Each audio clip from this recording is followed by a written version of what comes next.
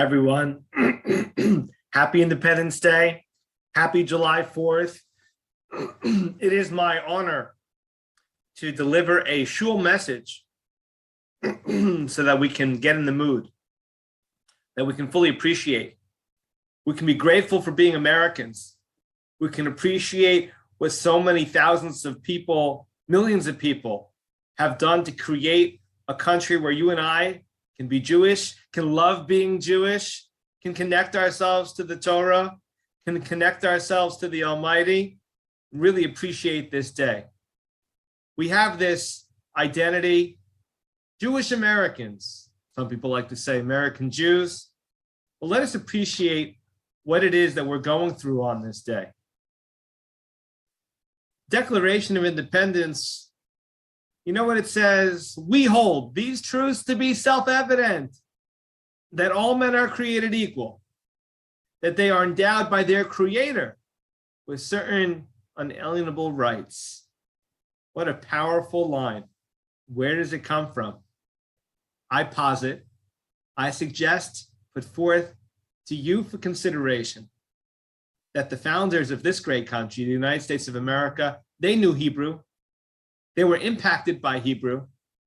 They understood not just the Hebrew language, but the Hebrew tradition. Self-evident. What does that mean, self-evident? It means that there's something called objective morality. We don't always know what the answer is. What does objective morality mean? But we know that there is a God.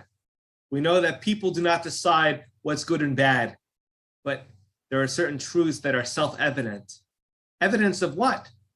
What does self-evident even mean? It means that this country is trying to tap into a greater tradition, a broader tradition. Our tradition, I would suggest, or at least the influence of our tradition on civilization, that there are certain truths. There is a certain morality which goes beyond time and place. They're self-evident. They're inside of us, inside of our societies, inside of our families. That it isn't going to be one person or one group of people lording over other people. That there's this idea of freedom, radical freedom. And when we create a country that we endeavor to have equality, we endeavor to have laws apply to everyone regardless of who their parents might be, what their lineage might be, how much money they might have. The same law applies to everyone. That's part of freedom. That's part of freedom. Freedom doesn't mean that you can do whatever you want. Freedom means that you respect this concept of equality. It comes from our idea that we are created in the image of God. That, what does that mean? God doesn't have an image. God isn't physical. It means that we all have a spiritual identity. We all have a soul, and to be able to see the great value of each and every person and to understand I could never lord over this person. I could never have injustice against this person. This person has a spirit to them, given to them by God. I could never do that to God. I could never do that to my fellow man. So the Creator gave us rights. Endowed by their creator, part of this country's understanding, we are one nation under God. God exists. We have the freedom to define what God means for us in this country, and that is a great privilege. We can go ahead and observe the Torah, and as I said this morning at services, how grateful are we? We don't have a shul that's underground. We don't have a minyan that's clandestine, that's a secret.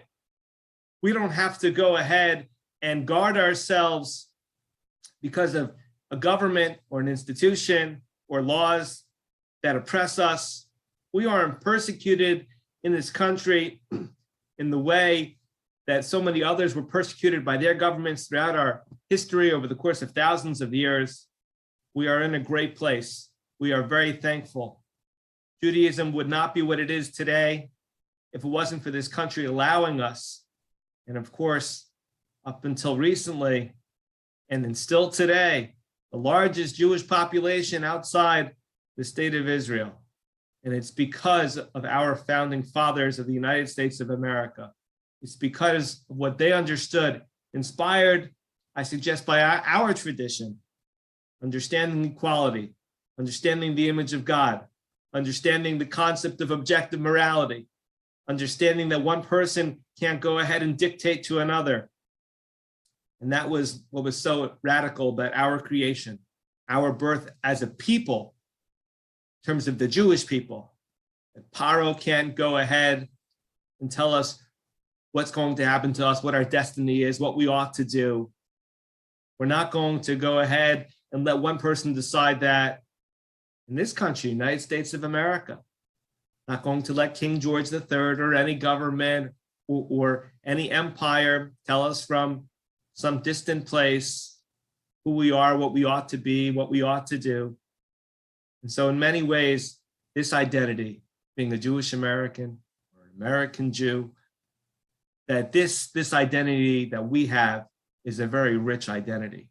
Now, fortunate are we, and to go ahead to thank the Almighty for the opportunity to understand the Almighty better, to learn his Torah, and to take that Torah to help deepen these ideas that there are certain morals that are self-evident, that there is an equality to all of us, and that the Creator gives rights to all of civilization, all of humanity. Thank you. Happy July 4th. Happy Independence Day to one and all.